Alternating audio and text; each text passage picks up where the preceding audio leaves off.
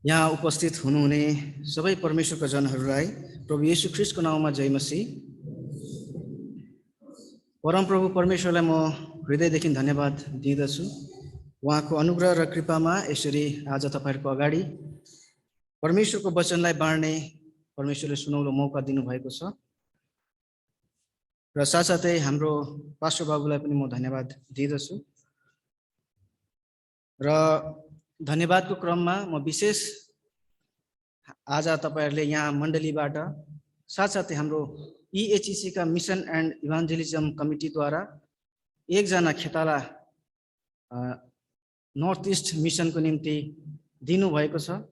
यसको निम्ति तपाईहरुलाई धेरै धेरै धन्यवाद चढाउँदछु। विशेष हाम्रो पास्टर बाबु साथै AMM का पुरुष गिल्डमा रहनुभएका जति पनि सदस्यहरू हुनुहुन्छ तपाईहरु सबैप्रति म धन्यवादी छु। हामी सबैजना, किनभने तपाई सबैजना हामीसँग यसरी सहभागी भएर विगतको दिनहरुमा मैले तपाईहरु सबैको अगाडि यसरी नै यहाँबाट भन्दै थिए र ती सबै कुरालाई तपाईहरुले एकदमै छिटो गरी आफ्नो कमिटीमा लिएर यसरी कार्यरत भइकन हामीलाई यो दिनुभएको छ। यसको निम्ति तपाईहरुलाई धन्यवाद दिँदछु। जसरी हाम्रो अहिले भर्खरै हाम्रो एल्डर बाबुले भन्दै हुनुहुन्थ्यो कि सुसमाचार एउटा प्रसव वेदनाको पीडा जस्तो हो भनेर। जो त्यस पीडामा सहभागी हुन्छ त्यसले त्यो पीडापछि आएको नयाँ जीवनको मिठासलाई पनि चाख्न पाउनेछ। र आशा छ यो पीडामा तपाईहरु पनि सहभागी भइदिनु भएको निम्ति धन्यवाद चढाउँछौं। र आगामी आउँदो जति पनि नयाँ जीवनहरू आउनेछ त्यसको खुसीहालीमा पनि तपाईहरु सहभागी हुनुहुनेछ र परमेश्वरले तपाईहरु सबैलाई आशिष दिनुभएको होस्। आजको वचनतर्फ हामी जानेछौं। त्यो भन्दा अघि हामी परमेश्वरसित छोटो अगुवाईको प्रार्थना गर्नेछौं। आउनुहोस् हामी प्रार्थना गरौँ। सर्वशक्तिमान परमेश्वर पिता, तपाई परमेश्वरलाई हामी धन्यवाद चढाउँछौं। हाम्रो अयोग्य शिर झुकाइकन तपाई परमेश्वरको वचनतर्फ हामी आएका छौं। हाम्रो मस्तिष्क, हाम्रो विवेक र हृदयमा तपाई परमेश्वरले आफ्नो वचनको गहिराईमा हामी सबैलाई लिएर जानुहोस्। हाम्रो हृदयको कानहरू खोलिदिनुहोस्। हाम्रो मस्तिष्कमा तपाई परमेश्वरको वचनले हाम्रो गाडिएको होस्, हामी बुझ्न सकौं, ताकि तपाई परमेश्वरको वचनद्वारा हामीले हाम्रो दैनिक जीवनहरूलाई हामी अघि बढाउन सकौं र तपाई परमेश्वरको वचनद्वारा हामी शक्ति र सामर्थ्य पाएर तपाईलाई नै हामी धन्यवाद चढाउँदै तपाईको प्रशंसा गर्न सकौं। यी सबैजना यहाँ जतिजना उपस्थित हुनुभएको छ लगायत म स्वयंलाई तपाईमा समर्पण गर्दछु। तपाईको पवित्र आत्मा स्वयंले म स्वयंलाई चलाउनुहोस्। म आफै होइन तर तपाईको इच्छा जे छ प्रभु, त्यो इच्छा तपाईले मण्डलीको अगाडि जाहेर गरिदिनुहोस्। धन्यवाद चढाउँछौं। तपाईको सहायता र तपाईको अगुवाई माग्दै बिन्ती माग्छौं प्रभु येशू तपाईको नाममा, आमेन। हामीले बाइबलको आजको बाइबल पाठ आमोस अगमवक्ताको पुस्तकबाट हामीले पढेका छौं। साथसाथै हामीले नयाँ करार मत्ती सुसमाचारको 25औं अध्यायबाट पनि हामीले हेरेका छौं। विशेष आज हामीले अघि पढेर जति पनि हामीले सुनेका छौं त्यस तीमध्ये आज हामी आमोसको 4 को 12 पदमा हामी केन्द्रित हुनेछौं। र यसमा यसरी लेखिएको छ, म यहाँहरूलाई फेरि पनि पढेर सुनाउने छु। यसकारण हे इजरायली हो, म तिमीहरूलाई यसो गर्नेछु। म यसो गर्न लागेको कारणले हे इजरायली हो, तिमीहरूका परमेश्वरसित भेट गर्न तिमीहरू तयार हो। यो वचनमा हामी सबैभन्दा पहिले आमोसको एउटा प्रतिबिम्बलाई जब हामी हेर्छौं, आमोस एकजना सानो एउटा गोठाला हुनुहुन्थ्यो जसले सबै गोठालाको आफ्नो खेतीपातीको काम गर्ने अनि गोठालाको काम गर्ने। उहाँ ठुलो व्यक्ति हुनुहुन्न थियो, न त ज्ञानी नै हुनुहुन्थ्यो त्यस्तो, तर परमेश्वरले चलाउनु भएको व्यक्ति। अनि उहाँले चाहिँ इजरायलीहरूको पापलाई चाहिँ औँल्याउनको निम्ति, देखाउनको निम्ति, देखाइदिनको निम्ति, रिमाइन्ड गराइदिनको निम्ति चाहिँ परमेश्वरले चुन्नु भएको थियो। अनि यही कुरा चाहिँ इजरायलीहरूलाई मन परेको थिएन, किनकि आमोसले इजरायलीहरूप्रति उहाँहरूको पापलाई चाहिँ औँल्याइदिएको थियो परमेश्वरको अगाडि। परमेश्वरले यो भन्नुहुन्छ, परमेश्वरले यो देख्नु भएको छ तिमीहरूको जीवनको, तिमीहरूको सामाजिक जीवनमा, तिमीहरूको आत्मिक जीवनमा, तिमीहरूको व्यक्तिगत जीवनमा, तिमीहरूको पारिवारिक जीवनमा भन्ने कुरालाई चाहिँ औँल्याउनको निम्ति परमेश्वरले आमोसलाई आफ्नो अगमबाणी दिनुभएको थियो। आज हामी पनि हाम्रो जीवनमा धेरै समय यदि कसैले आफूभन्दा सानोले विशेष गरेर तपाईको गल्ती औँल्याइदियो भने तपाईलाई सायदै रिस उठ्छ होला, हैन? किनकि मभन्दा सानो छ, कसरी मेरो गल्ती औँल्याइदिएको? औँल्याउनुलाई अलिकति अप्ठ्यारो लाग्छ, अथवा जसलाई औँल्याइदिँदैछ ऊ यदि ठुलो छ भने उसले यसलाई एक्सेप्ट गर्नुको लागि पनि मलाई लाग्छ त्यति सजिलै छैन, किनकि ऊ सानो छ, सानोले औँल्याइदिँदैछ ठुलोलाई। यसै कारणमा चाहिँ यही क्रममा चाहिँ हामी पनि आजको जीवनमा हामीले हेर्यौँ भने चाहिँ हाम्रो आफ्नो गल्तीलाई त्यति छिटो एक्सेप्ट गर्दैनौँ। गरिहाल्यौँ भने सायदै हामी बाबुहरूले एक्सेप्ट गर्नुभयो भने, विशेष आमाहरूले गर्नुभयो भने मात्रै हो, कन्भिन्स गराउनु भयो भने। आफ्नो श्रीमतीले कन्भिन्स गराउँदा सायदै मैले देखेको छु धेरै समय श्रीमानहरू कन्भिन्स हुनुभएको। एकजना सर हुनुहुन्थ्यो, उहाँको स्वास्थ्य राम्रो थिएन, त्यस कारणले उहाँलाई डाक्टरले मिठाई नखानु भन्नुभएको थियो। अनि यस्तै एउटा स्कुलको प्रोग्राम थियो, हामी गएको थियौँ, त्यहाँ हामी सबैजना बसेर अन्तमा मिठाई खाँदै थियौँ। त्यति बेला उहाँलाई त डाक्टरले माना गर्नुभएको छ भनेर सबैलाई थाहा छ, तर उहाँले इच्छा गरेर चाहिँ आफ्नो पेला अगाडि सार्नु भयो। त्यति बेला उतापट्टिबाट म्याडम आउनुभयो, म्याडमले यसो हेरिदिनु भएको थियो, ए साँच्चै मलाई त डाक्टरले पनि नखानु भन्नुभएको छ नि भनेर उहाँले पेला फेरि राख्नुभयो। यति छिटो कन्भिन्स। तर कसले भन्दाखेरि चाहिँ इक्वालिटीमा हुँदाखेरि चाहिँ आफ्नो नजिककोले। तर परमेश्वरको वचन आफ्नै मान्छेले आफैलाई खुसी पार्न त कसैले कहिले पनि आउँदैन।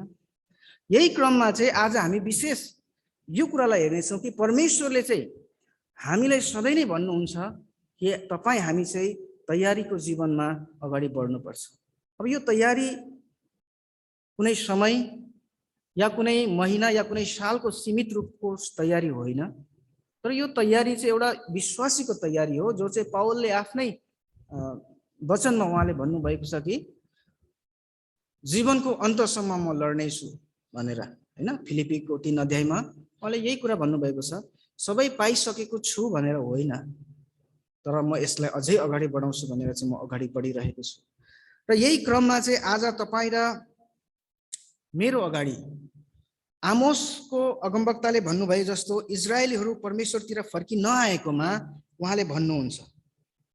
र आज पनि तपाईँ र म धेरै समय अहिले पनि लाग्छ होला हामीलाई मैले गल्ती गरेको छुइनँ, हैन?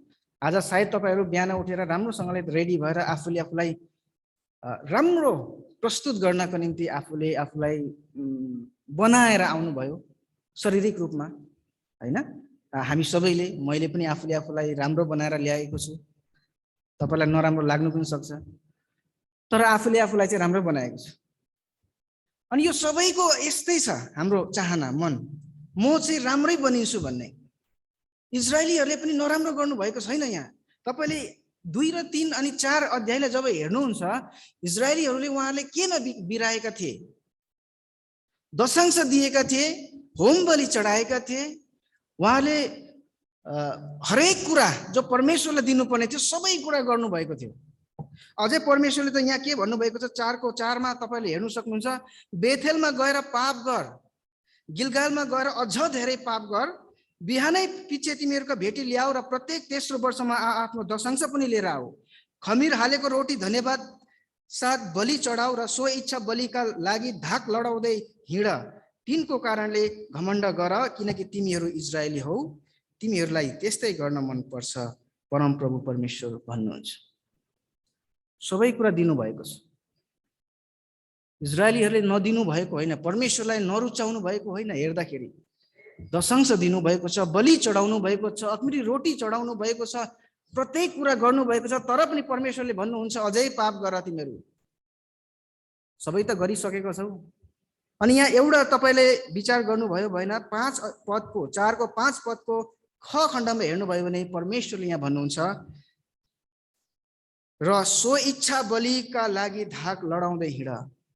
सो इच्छा भनेको चाहिँ परमेश्वरको होइन, तर तपाईको सो इच्छा, आफ्नो पराक्रम, मेरो पावर, मेरो ताकत, मैले गर्नु सक्छु भनेर गरेको कुराहरूको लागि चाहिँ मैले धाक लडाउँदै हिँड भनेर परमेश्वर इजरायलीहरूलाई भन्नुहुन्छ। अनि यहाँ परमेश्वरको प्रति हामीले यसो विचार गर्दा केही गलत त छैन। उहाँहरूले के गल्ती गर्नुभएको थियो त? दिने ठाउँमा दिइराख्नु भएको थियो, गर्ने ठाउँमा गरिराख्नु भएको थियो, हैन? सबै कुरा त गरिराख्नु भएको थियो। तर यहाँ परमेश्वरले सबैभन्दा ठुलो कुरा भन्नुहुन्छ कि तिमीहरू इजरायली हौ नि त, यसै कारण तिमीहरूमा यो घमण्ड पलाउँछ कि परमेश्वरले हामीलाई सुरक्षा गर्नुहुन्छ। तपाईले यसको पछि 5 अध्यायमा गएर हेर्नुभयो भने त्यहाँ बिलाप गरेको देख्छौँ। त्योभन्दा अगाडि गएर हेर्यौँ भने आमोसले जति पनि अगमबाणी गर्नुभएको छ सबै पहिले इजरायलीहरूको बीचमा गर्नुभएको छैन, तर छेउछेउको राज्यहरूको विषयमा गर्नुभएको छ। सबैले रमाएको छन्, परमेश्वरले त त्यसलाई पनि, हाम्रो परमेश्वरले त त्यसलाई पनि दण्ड दियो, हाम्रो परमेश्वरले त त्यसलाई पनि दण्ड दियो। तर आमोसले अन्तमा आएर इजरायलीहरूको विषयमा भन्नुभएको छ कि परमेश्वरले रुचाउनु भएको छैन तिमीहरूको प्रति। यो परमेश्वरले नरुचाउनु भएको र परमेश्वरको बलिदानमा पनि खोट भएको कारण परमेश्वरले भन्नुहुन्छ कि यो चाहिँ तपाईँ र मेरो अथवा इजरायलीहरूको सबैभन्दा ठुलो गल्ती थियो, परमेश्वरलाई पहिलो स्थान नदिनु। परमेश्वरलाई पहिलो स्थान आफ्नो जीवनमा नदिकन आफ्नो बलबुतामा म सबै थोक गर्न सक्छु, मेरो परमेश्वरलाई म दिन्छु भन्ने जुन हक थियो, जुन चाहिँ एउटा घमण्ड थियो, हाम्रो परमेश्वर हो नि त, जिउँदो परमेश्वर त, अरूको त केही होइन, फलिस्तीहरूको त केही पनि होइन भन्ने जुन चाहिँ घमण्ड थियो, त्यो घमण्ड नै परमेश्वरको भेटीको निम्ति स्वीकारयुक्त हुनु सकेन। अनि यसै कारणले चाहिँ जब हामी यो अध्यायहरूमा हामी हेर्छौँ भने सबैभन्दा ठुलो एउटा कारण जुन छ त्यो चाहिँ हो धन्यवादी भएर परमेश्वरको अगाडि आफ्नो शिर निहुराएर भेटी चढाउनु, जुन कुरा इजरायलीहरूमा थिएन, जुन कुरा इजरायलीहरूले मान्ने थिएन। आज हाम्रो दैनिक जीवनमा हामी धेरै समय हामी गर्छौँ, यो कुरा हामी सबैलाई थाहा छ, तर धेरै समय एउटा प्रश्न हाम्रो हृदयमा ठकठकाउनु जरुरी छ कि मैले गरे बापतमा मैले आफूले आफूलाई कसरी प्रदर्शन गर्दैछु परमेश्वरको अगाडि, मण्डलीको अगाडि, समाजको अगाडि। आज तपाईँ र मेरो प्रदर्शन चाहिँ यदि परमेश्वरको अगाडि एक्सेप्ट हुने योग्यको छैन भने चाहिँ हामीले पहाडै भत्काए पनि परमेश्वरले हेर्नुहुन्न, हामीले ठुलो ठुलो महल बनाए पनि परमेश्वरले हेर्नुहुन्न। जबकि उहाँले यो भन्नुभएको छ कि तिमीहरूले सबै कुरा दिएका छौ, तर आज तिमीहरू तयारी हुनुपर्नेछ। किन भन्दा किनकि परमेश्वर स्वयं तिमीहरूलाई भेट्न चाहनुहुन्छ। हालाकि यहाँ हामी हेऱ्यौँ भने चाहिँ परमेश्वरले एउटा दण्ड ल्याउनुहुन्छ भन्ने कुरालाई हेरेर एउटा चेतावनीको रूपमा अब तिम्रो परमेश्वर आउँदै हुनुहुन्छ र रेडी हौ आफ्नो परमेश्वरलाई भेट्नको निम्ति भन्नुहुन्छ। तर आजको दिनमा परमेश्वरले हामीलाई दण्डको रूपमा भेट्न होइन, तर उहाँले भन्नुहुन्छ म अन्तिम पटक फेरि भेट्न आउनेछु, त्यति बेला चाहिँ म तिमीहरूलाई न्याय गर्नेछु। त्यति बेला जजमेन्ट थियो भने आज पहिले त्यो जजमेन्टै छ, तर जजमेन्टमा चाहिँ के छ, आज चाहिँ परमेश्वरको अनुग्रह छ, जुन अनुग्रहले चाहिँ आज तपाईँ र मलाई भन्दैछ कि तयारी हौ, तिम्रो परमेश्वर तिमीसँग भेट्न चाहनुहुन्छ। सबैभन्दा पहिले हामी तयारी हुनुपर्ने विषयमा यदि हामीले गयौँ भने हामी पहिले सामाजिक रूपमा हेर्न चाहन्छौँ आफूले आफूलाई। एउटा कोही पनि व्यक्तिले म सामाजिक रूपमा एउटा राम्रो मेरो छवि भएको म हेर्न चाहन्छु, हैन, समाजमा म राम्रो होस्, सबैले मलाई राम्रो भनोस्, राम्रो गर्न सकौँ भन्ने कुरालाई लिएर हामी गर्नेछौँ। त्यसपछि हामी आफन्त र परिवारको बीचमा हामी गर्नु सकौँ भन्ने, आफूले आफूलाई राम्रो छवि बनाऊ भन्ने कोसिसमा हुन्छौँ। र तेस्रोमा हामी आफूले आफूलाई म राम्रो छु भनी आफूलाई सान्त्वना दिइरहेको हुन्छौँ, एक्लैले, अरूले होइन, आफैले आफैलाई म राम्रै छु। मैले जुन अघि फर्स्टमा तपाईँलाई भनेको थिएँ कि यदि हामीभन्दा सानो या हामीभन्दा एकदमै तल्ल सानो, एकदमै शिक्षाको रूपमा पनि सानो र उमेरको रूपमा पनि सानो छ भने उसले उम्ल्याएको हाम्रो गल्तीलाई हामी त्यति सजिलै सायदै हामी एक्सेप्ट नगरौँला। अनि यही कुरा चाहिँ यतिखेर प्रयोगमा आउँछ कि जब परमेश्वरले भन्नुहुन्छ तयारी भएर आऊ, तब हाम्रो हृदयमा हामीले आफूले आफूलाई सान्त्वना दिइरहेको हुन्छौँ, तिमी ठिकै छौ, तिमी राम्रो छौ। तर यो राम्रो छु भनेर कसरी थाहा पाउनु? मैले आफूले आफूलाई सान्त्वना दिएर मात्रै त हुँदैन। मैले आफूले आफूलाई त जहिले पनि म राम्रै भन्छु, तर त्यति बेला चाहिँ परमेश्वरको वचनले भन्नुहुन्छ कि जब हामी परमेश्वरको वचनमा हेर्छौँ, परमेश्वरको पवित्र वचनमा लेखिएको कुराहरूलाई र परमेश्वरको इच्छाहरूलाई हेर्छौँ, यदि त्यो इच्छा बमोजिम मेरो जीवन छैन भने, यदि परमेश्वरको व्यवस्था अनुसारको मेरो जीवन छैन भने चाहिँ साँच्चै नै प्रिय हामी आफूले आफूलाई धोका मात्र दिएका हुन्छौँ। वास्तवमा तपाईँ र म हामी सबै तयारी भएको हुँदैनौँ, तर आफूले आफूलाई सान्त्वना दिँदै बसेका हुन्छौँ। यसै कारण यहाँ जब हामी हेर्छौँ, देखिनुपर्ने पहिले समाजमा हो, तर बदलाव आउनुपर्ने पहिले आफूमा हो। र हामी चाहन्छौँ पहिले समाजले मलाई वाह वाह भनोस्, पहिले आफूले आफूलाई हामी बदलाउनमा साह्रो पर्छ। अनि देखिँदैन पनि आफूले आफूमा मैले बदलाव गरेँ कि गरिनँ भन्ने कुरा मलाई कसैले भन्नुपर्छ। छेउको साथीले, आफ्नो परिवारको कसै सदस्यले, या समाजमा, हैन, सामाजिक काम गर्दाखेरि जब यो कुरा हुन्छ त्यति बेला हेर्दाखेरि चाहिँ हामी देख्नु चाहिँ हामी सामाजिक रूपमा देख्छौँ। सबैभन्दा पहिले हाम्रो आँखा सामाजिक रूपमा केही काम गरे भने उसलाई राम्रो भन्छौँ, अनि उसको पारिवारिक रूपमा, साथै उसको व्यक्तिगत रूपमा। तर यसको यो बन्नुको लागि जुन प्रक्रिया हुनुपर्छ, यसको प्रक्रिया ठिक यसको उल्टा छ। पहिले तपाईँ आफूले आफूलाई बनाउनुहोस्, कसैले नभनोस् तपाईँलाई राम्रो हुनुहुन्छ भनेर। पहिले आफूले आफूलाई बनाउनुहोस् तयारी, त्यसपछि परिवार अथवा सम्बन्धित जतिजना पनि हुनुहुन्छ उहाँहरूको बिचमा तपाईँलाई राम्रो हुनुहुन्छ भन्ने प्रतिक्रिया आउनेछ। त्यसपछि समाजले त्यसै पनि भन्नेछ, किनकि तपाईँ अवश्य नै हृदयबाट बदलिएको हुनुहुन्छ। परमेश्वरलाई सबैभन्दा पहिलो स्थान दिनुभएको हुन्छ। तपाईँले इजरायलीहरू जस्तो गरेको कामहरूलाई गन्नु भएको हुँदैन। तपाईँले इजरायलीहरू जस्तो आफू अगाडि गएर सबैभन्दा पहिले मेरो नाम लेखाउँछु भनेर कहिले भन्नुभएको हुँदैन। तपाईँले आफूले आफूलाई सबैभन्दा पहिले मेरो छवि बसोस् भनेर प्रदर्शन गर्न चाहनु भएको हुँदैन। र परमेश्वरले आज तपाईँ र मलाई संसारमा बस्दाखेरि पनि सबैभन्दा ठुलो तयारीको जीवन जिउनुपर्छ भन्ने कुरा सिकाउनु भएको छ। आज यो तयारी केवल हाम्रो केही क्षण र केही समयको निम्ति होइन, तर वास्तवमा यो एउटा युद्ध हो। जुन युद्ध कहिले पनि, युद्ध भनेको चाहिँ कहिले पनि के हुँदैन, स्थगित हुन सक्दैन। स्थगित हुने बित्तिकै के हुन्छ भने मैले स्थगित गरौँला, दुश्मनले मलाई जितिहाल्छ। दुश्मनले स्थगित गर्यो भने त हामी जितिहाल्छौँ नि त। त्यो लडी नै रहने निरन्तरता चलिरहने एउटा युद्ध जस्तै। यसै कारणले यहाँनिर जब हामी हेर्छौँ परमेश्वरले भन्नुभएको कुराहरूलाई, अनि उहाँले भन्नुहुन्छ, मैले तिमीहरूमध्ये कतिजनालाई सदोम र गोमरालाई जस्तै गरी ध्वस्त पारिदिए, तिमीहरू जलिरहेको आगोबाट झिकेको अगुल्टो जस्तै थियौ, तापनि तिमीहरू मतिर फर्केका छैनौ। परमेश्वरले हामीलाई विशेष गरी जति आशिषहरू दिनुहुन्छ, परमेश्वरले जति हाम्रो जीवनमा, हाम्रो परिवारमा, हाम्रो सामाजिक जीवनमा तपाईँ र मलाई आशिष दिनुहुन्छ, ती आशिषहरूलाई धेरै समय हामी गन्नु सक्दैनौँ। गन्ने क्षमता हामीसँग हुँदैन।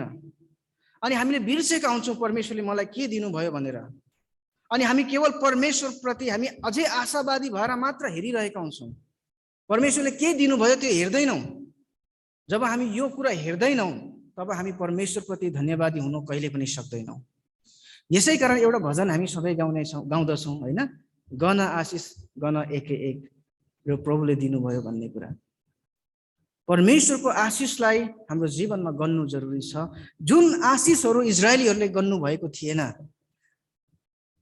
जुन परमेश्वरको मानिसलाई परमेश्वरले दासत्वको देशबाट लिएर आउनुभयो त्यो हेर्नु भएको थिएन।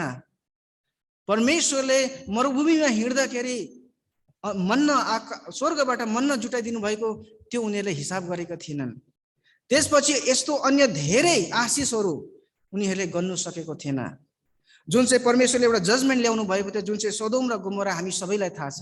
उहाँले सम्झना गराउँदै हुनुहुन्छ, मैले तिमीहरूलाई दण्ड पनि दिएको छु, तर पनि तिमीहरूले मलाई फर्केनौ, तर पनि तिमीहरूले मलाई भेट्छौ भनेर आफूले आफूलाई तयार गरेनौ। र अब यो अन्तिम पटक म भेट्ने छु तिमीहरूसँग, र रेडी हुनु, आफूले आफूलाई तयार गरिराख कि म आउँदैछु। यही वचन, यही कुरालाई चाहिँ आज प्रत्येक विश्वासीको जीवनमा सबैभन्दा ठुलो लागू हुँदछ। हामी धेरै समय भन्दछौँ कि हाम्रो जीवन राम्रो छ अनि सुस्वस्थ छौँ, यसको मतलब हामी राम्रै, हामी आशिषमय छैनौँ, होइन। बाइबलमा हामी धेरै समय हेर्नुहोस्, आशिषमय भनेको सुस्वास्थ्य मात्र होइन, आशिषमय भनेको सुख शान्ति मात्र होइन। यो भन्ने कुरा हामी बाइबलको यस्तो धेरै हामी परमेश्वरको सेवकहरूलाई देख्न सक्छौँ जसले आफ्नो जीवनमा सुख शान्तिलाई प्राथमिकता दिनुभएको छैन, तर परमेश्वरको इच्छालाई र परमेश्वरको राज्यलाई प्राथमिकता दिनुभएको छ आफ्नो जीवनमा। मैले अघि पनि भन्दै थिएँ कि जुन परमेश्वरको वचनलाई छर्नको निम्ति आज हाम्रो अगाडि एकजना परमेश्वरको खेतालालाई हामी नियुक्त गराउनु भएको छ। यसमा तपाईहरु सबै संलग्न हुनुभएको छ, डाइरेक्टली होस् या इन्डाइरेक्टली होस्। तपाईहरुको प्रार्थनाद्वारा, तपाईहरुको उत्साहद्वारा तपाईहरु पनि यसमा सहभागी हुनुहुन्छ। सबै मण्डलीले गएर प्रचार गर्न सक्दैन यसको मतलब सबैले गरेको छैन यो होइन। तपाईहरु हुनुहुन्छ यसभित्र र यसमा हुनु हामी अति नै आवश्यकता पनि छ, हामी प्रत्येक व्यक्ति। र यसै कारण यहाँ परमेश्वरको जब हामी हेर्दछौँ वचनमा, परमेश्वरको आशिषित एउटा व्यक्ति भएर जिउनु भनेको केवल शारीरिक रूपमा सुस्वास्थ्य मात्र नभएर आत्मिक रूपमा पनि सुस्वास्थ्य हुनु हो। हामी शरीरमा सुस्वास्थ्य भएर हिँडेर के गर्नु यदि हामी आत्मिक रूपमा हामी अपाङ्ग भयौं भने, हामी यदि आत्मिक रूपमा अन्ध भयौं भने हामी शरीरमा सुस्वास्थ्य भएर के गर्नु? हामी आफूले आफूलाई तयारीको जीवन बनाउन सक्दैनौं जबसम्म हामी सुस्वास्थ्य हुँदैनौं आत्मिक तौरमा। आज बिहान तपाईहरु सबैले आफूले आफूलाई तयार गरेर आउनुभयो होला, आफ्नो छोराछोरी सानो बालकलाई तपाईले तयारी गरिदिएर लिएर आउनुभयो होला, हैन? किनकि तपाईसँग सुस्वास्थ्य थियो, हात खुट्टा र आँखा सबै कुरा तपाईसँग थियो। यसै कारण तपाईले आफूले आफूलाई तयार गर्न सक्नुभयो, लुगा लगाउन सक्नुभयो, कपाल कोर्न सक्नुभयो, साथै हिँडेर आउन सक्नुभयो, गाडी चलाउँदै आउन सक्नुभयो। यसको मतलब तपाई सुस्वास्थ्य हुनुहुन्छ। र परमेश्वरले यहाँ इजरायलीहरूलाई पनि यही कुरा भन्नुहुन्छ, तिमी शारीरिक रूपमा सुस्वास्थ्य छौ। यसमा कुनै दो राय छैन, दुईटा राय यसमा छैन, यसमा कुनै कम्प्लेन छैन कि तिमी सुस्वास्थ्य छैनौ भन्ने कुरा। तर के तिमी आत्मिक रूपमा पनि सुस्वास्थ्य छौ? के तिमीले चढाएको दशांश र बलिदान साँच्चै नै ग्रहण योग्यको छ? तिम्रो हृदयद्वारा यो एकपटक विचार गर भनेर परमेश्वरले इजरायलीहरूप्रति यो आफ्नो वचन दिनुहुन्छ। र आमोसले यो वचन इजरायलीहरूको बीचमा राख्नु भएको छ, तर इजरायलीहरूले मन पराएका छैनन्। मैले अघि पनि भने, किनकि ऊ एउटा गोठाला व्यक्ति हो, गाई हेर्ने व्यक्ति, खेती किसान गर्ने व्यक्ति।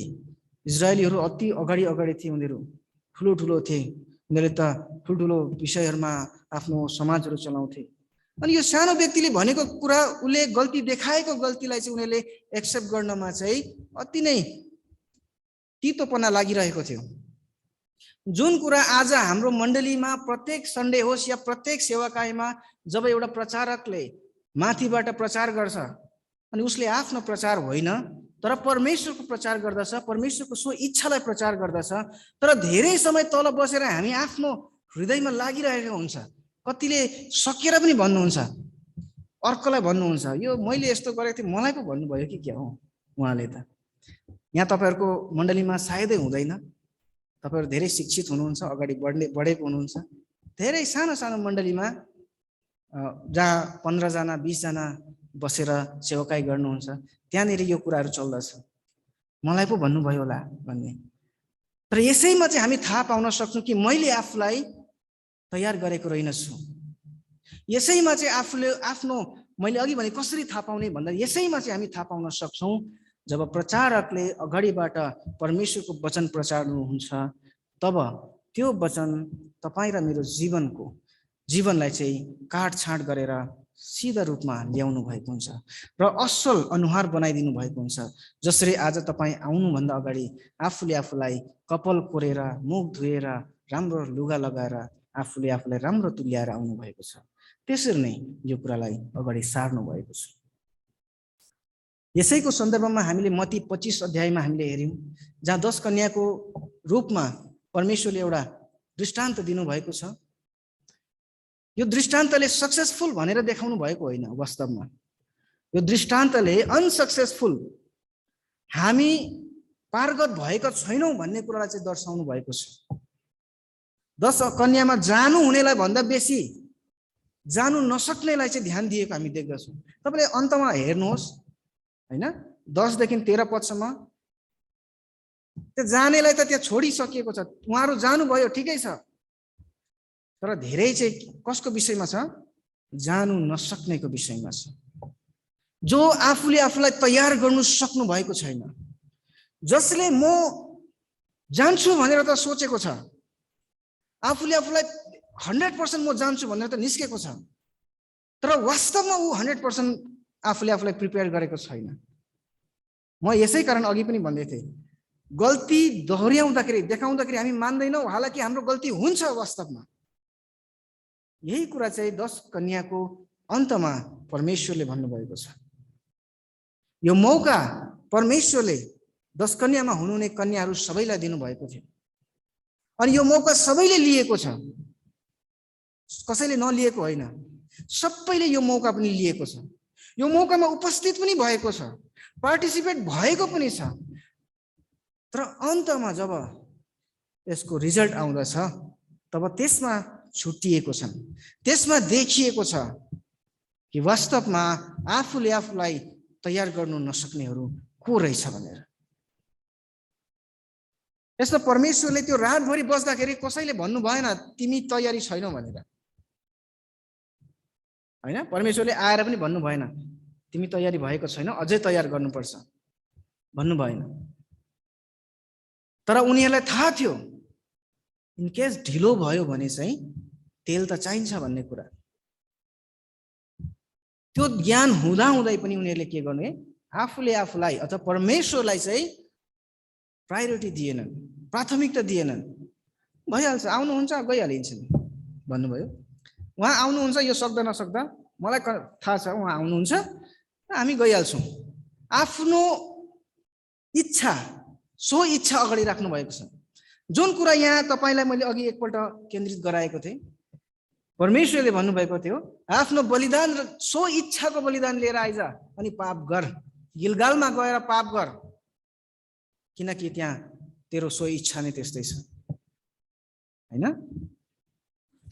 त्यसै कारणले जब हामी हाम्रो आत्मिक जीवनमा अथवा हाम्रो दैनिक जीवनमा जब हामी हेर्छौँ, हामी तयारी हुनुपर्ने केवल एक समय होइन रहेछ, कुनै सीमित समय होइन रहेछ, तर वास्तवमा हर समय रहेछ, हर दिन रहेछ। जसरी हामी प्रत्येक दिन उठेर मुख धुन्छौँ अनि आफैले आफैलाई एकदमै सुसज्जित बनाएर प्रदर्शन गर्छौँ समाजको अगाडि, परिवारको अगाडि, सहर बजारको अगाडि, जहाँ हामी जाँदछौँ त्यहाँ आफूले आफूलाई एकदमै राम्रो बनाएर सुसज्जित बनाएर आफूले आफूलाई प्रदर्शन गर्छौँ। त्यसरी नै हाम्रो आत्मिक जीवनलाई पनि हर समय, हर जीवनमा, जीवनको हरेक कदममा सुसज्जित बनाएर उनीहरूको अगाडि प्रदर्शन गर्नुहोस्। प्रदर्शन भन्दा सायद प्रदर्शन होइन, आफूलाई राख्नु अगाडि सार्नु, होइन? अनि यसरी नै चाहिँ परमेश्वरले हामीलाई यो कुराहरू दिनुभएको छ। जब हामी यही कुरालाई हामी हेर्छौँ भने भजन सङ्ग्रहमा हामी जब हेर्छौँ 100 भजन सङ्ग्रह 100 होइन, भजन सङ्ग्रह 68 को 19 पदमा जब हामी हेर्छौँ, अनि यहाँ परमप्रभु परमेश्वरले भन्नुहुन्छ, परमेश्वरको प्रशंसा होस् हाम्रो उद्धारक परमेश्वरको, जसले दिनहुँ हाम्रो बोझा उठाउनुहुन्छ भनेर भन्नुभएको छ। जसले दिनहुँ हाम्रो बोझा उठाउनुहुन्छ, एक दिन होइन, एक पटक मात्र होइन, तर दिनहुँ हाम्रो बोझा उठाउनुहुन्छ। अनि जुन अगमवक्ताको हामीले पुस्तक पढ्दैछौँ, उहाँको नाम आमोस थियो। आमोसको अर्थ पनि यही हुँदछ कि बोझ बोक्ने, आफ्नो रेस्पोन्सिबिलिटीलाई बोक्ने। आज तपाईँ र म प्रति पनि परमेश्वरले यही एउटा ठुलो चुनौती राखिदिनु भएको छ। आज हामी पनि बोझ बोकेर आफ्नो चुनौतीको जीवन जिएर प्रत्येक दिन आफैलाई सुसज्जित पार्ने समय हो यो। कसैलाई थाहा छैन परमेश्वर कतिखेर आउनुहुन्छ, तर आउनुहुन्छ यो उहाँले तपाईँ र मलाई वचन दिनुभएको छ। आज हामीले सबै कुरा गरेको छौँ भनेर निर्धक्क बस्ने होइन, तर पटक पटक फर्केर हेर्ने, मेरो अनुहारमा कहाँ कालो लागेको छ भन्ने कुरा, मैले टेकेको पाइलामा कहाँ खाल्टा भएको छ भनेर हेर्ने। यदि खाल्टा छ भने फर्केर गएर त्यसलाई म सम्याउन सक्छु भने मैले सम्याउनु पनि पर्छ। यस्तो जीवन आज तपाईँ र मलाई परमेश्वरले दिनुभएको छ। अनि उहाँले भन्नुहुन्छ अब आउँदा परमेश्वर तपाईँ र मसँग न्याय लिएर आउँदै हुनुहुन्छ। के तपाईँ र म उहाँसँग भेट्न हामी तयारी छौँ? कि हाम्रो तयारीको जीवन हामीले आजदेखिकै सुरु गरेका छौँ? कि आज पनि हामीले हाम्रो जीवनलाई त्यही माध्यममा र त्यही निरन्तरतामा दिएका छौँ जतिखेर हामी बप्तिस्मा लिएर प्रभु परमेश्वरलाई स्वीकारेका थियौँ?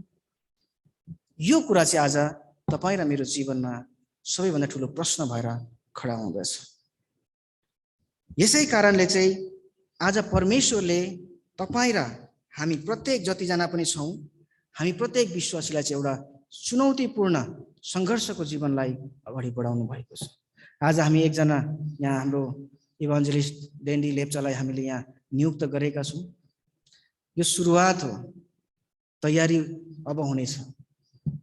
हामीले यहाँ नियुक्त गरिसक्दाखेरि सोच्छौँ अब त भइहाल्यो, खतम, अब त इभान्जेलिस्ट भइहाल्यो। तर इभान्जेलिस्ट भयो यो त सुरुवात पनि भएको छैन।